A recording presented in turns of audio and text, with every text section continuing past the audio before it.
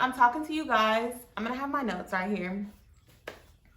About 8 things that you want to make sure you're checking off before you take your esthetician exam. Okay, so for me, I moved. So if you're moving to a different state, this is probably not going to apply to a lot of people. But if you are considering moving, you want to make sure that you're getting the proper hours and you are studying the correct things for the exam that you will be taking in the state that you're moving to. Personally, I chose to just take my state board exam in the state of California, even though I was moving to Texas, because Texas requires another 150 hours, but if I wait a year, I can transfer my license here. And because the courses were so expensive here, I decided that it's best for me to just wait the year. Now, I wish I had known this before moving out here, but that's why I'm giving y'all the heads up. If you do plan on moving, or if you think you're gonna move, make sure you look into the state that you're moving and see what their requirements are for transferring a license or for having and holding a license in the state that you're moving to. Number 2, you want to make sure that you pre-arrange your practical kit for your exam. Now, y'all, don't hate me, but listen, California actually ended up canceling their practical exam for a lot of the estheticians for this year. Due to the backup from COVID, I believe they just decided to go ahead and give us the written portion, and for the practical exam, we didn't even have to worry about it. I studied for it all through school, and I'm glad I know my sanitation procedures, because you definitely want to make sure you clean out here.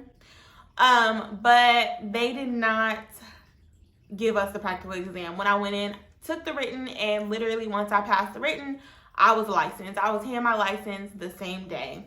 You want to make sure you're pre-arranging your kit. So once you get there on your exam day, if you need 7 cotton balls to wipe or remove the makeup off of your doll head, you have the 7 cotton balls already ready. Or you want to make sure that you have your gloves in a specific spot, your towels in a specific spot, because having to pull it from some other bag during your exam is not going to be allowed. So you just want to make sure that you have everything very organized and you have all of the tools that you're going to need for the application that you're doing. I know they don't let you portion off certain things like cotton balls. I don't think they'll let you portion it off. However, you can count the exact amount that you'll need, and then that way you know you're pulling for each specific procedure. You need 5 for this part of the exam, you need 3 for this part of the exam, and so on and so forth. So I highly recommend not taking an excessive amount of things. Just have specifically what you're going to need for each procedure ready to go. Number 3, I'm definitely going to say consider working somewhere where you will be using the knowledge that you learned in school. So for me, I graduated in November, but I was not able to schedule my exam right away due to COVID. They got me in pretty quickly. I was able to get in for a February test, but between November and February, you're just sitting at home. Yes, you could plan to study, but life is very busy. So, for me, yes, studying would have been ideal, but I find that working in that environment kept me exposed and kept me in the mindset of thinking about skincare products and what they do for your skin in terms of makeup and different things that are used to manipulate the skin. So working at Sephora and working at Ulta and giving advice to people who have different skin types really just reinforced some of the things that I learned in school, and I was able to apply it practically, which I look at as also a type of studying. So, if you are planning to enter this field, try to get a job in the meantime before you take your exam, just so you are constantly in that world of skincare and makeup or whatever it is that you're trying to do. You definitely want to study. So number 4, I'm going to say study. And I think this one's pretty obvious, but I'm not going to lie.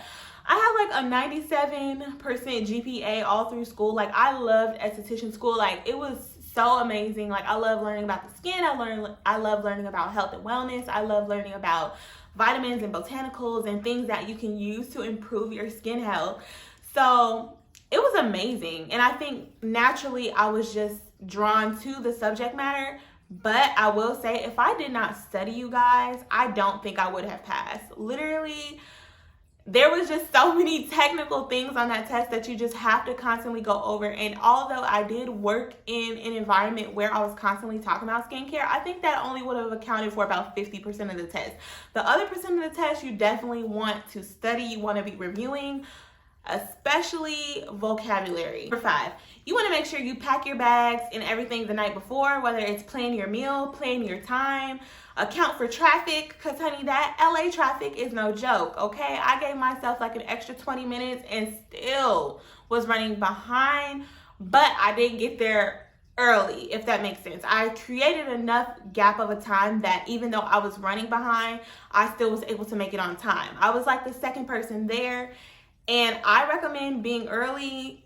Definitely being early, because on time is late, but I recommend being early because I was able to get in and get out very quickly. I didn't have to wait behind a line of people who had gotten there before me. So I highly recommend getting there just so you can get to it and get to your test, because the information is going to be fresh on your brain and you don't have to sit there in anxiety waiting on everybody else to go before you. I know for me, I think it was a big help in terms of me just going ahead and getting it over with, okay? I came here to take this test. I want to just get it out the way. If I know it, I know it. If I don't, I don't. Let's get it going. Okay, number 6. So now we're not really allowed to talk about like what's going to be on the test, but I will give you guys a couple tools. One of my classmates actually put me on to, I believe it's called Esthetician Exam Center.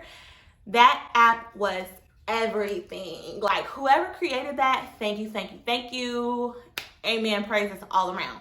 So it's like 5 different tests, and there are 110 questions each, and all of the tests kind of focus on a different area of what's going to be on the exam, whether it's sanitation, like hair removal process. I can't remember all the specifics, but download that app for sure because it is very helpful. I will say it was $9.99 to go ahead, and it's $9.99 a month.